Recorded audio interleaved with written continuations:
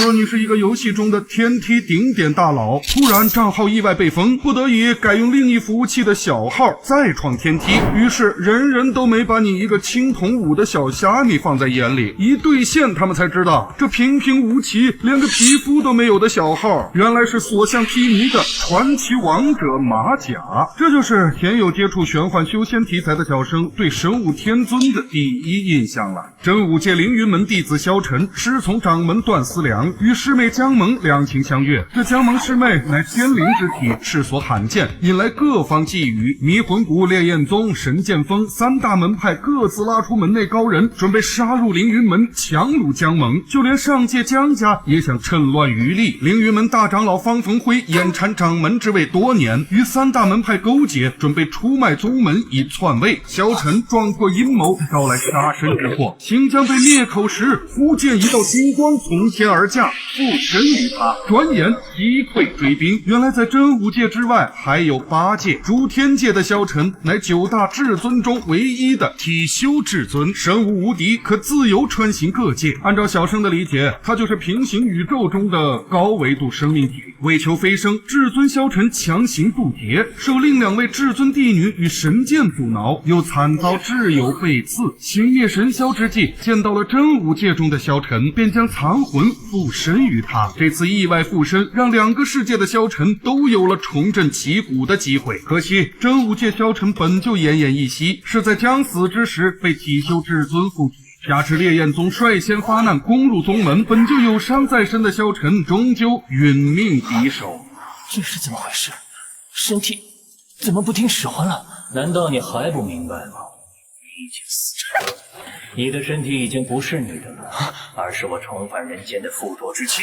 诸天界至尊萧晨只有占据真武界萧晨的身体，才能让2人都重获新生。此时真武界的凡人萧晨提出条件，我只是希望前辈能帮我保护姜萌师妹，以这副躯体的使用权换取姜萌周全。至尊本是天下无敌，然而2魂争体，力不从心，武技无从施展，只能借用法宝之力击败神剑锋的高手无锋。然而堂堂体修至尊，打个一帮高手都如此吃力，再对阵其他强敌，难逃一死。无奈之下，至尊应许肉身主人的条件。凡人萧晨将躯体交出，神魂消散，记忆和残念与至尊萧晨合二为一。此时方长老跳反，夺取了宗门大权，而重生在临的萧晨刚打败烈焰宗先锋大将，又一刻不停地开始了 BOSS Rush。随即他发现这次跨界重生实在赚大发了。真武界萧晨虽然功力平平，却自带一个顶级 buff 本命神通，不仅能提高经验倍率，还能重塑肉身，这可是他当至尊时都没有的好东西。应真善使幻术的迷魂谷谷主青饶与神剑锋阁老虽有多折，终究还是大获全胜，甚至因本命神通与雷属性亲和，还把不可一世的上界姜家子弟胖揍一顿，过了把扮猪吃老虎的瘾。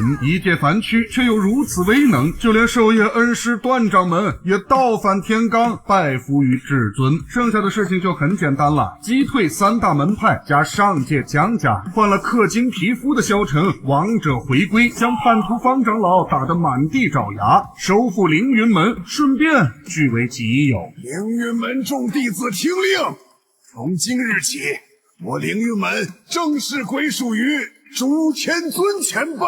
小生早先听闻神武天尊大名时，还只是动态漫画，彼时已口碑不俗。然而直至 IP 动画化，小生才算真正接触。诚如开篇所言，小生在奇幻修仙方面涉猎阅历尚浅，对诸多复杂设定或是剧情模板了解不深，或许会疏漏很多看点和粉丝向的梗。不过几集看下来，直观感受确实是蛮爽的，至少神武天尊能让很多对这一题材不熟悉的观众收获不少意外之喜。动作戏绚丽，故事直截了当，配音表现也算不俗，无怪乎这类作品拥有无数忠实拥趸。人世修行不过修身齐家治国平天下，人间难得，却有诸多不易，所以世人才有了修仙梦。半梦半醒间，乐趣油然而生。从一个修仙小白的视角出发，接触一个广受欢迎但自己未曾涉猎过的领域，也挺有意思的，不是吗？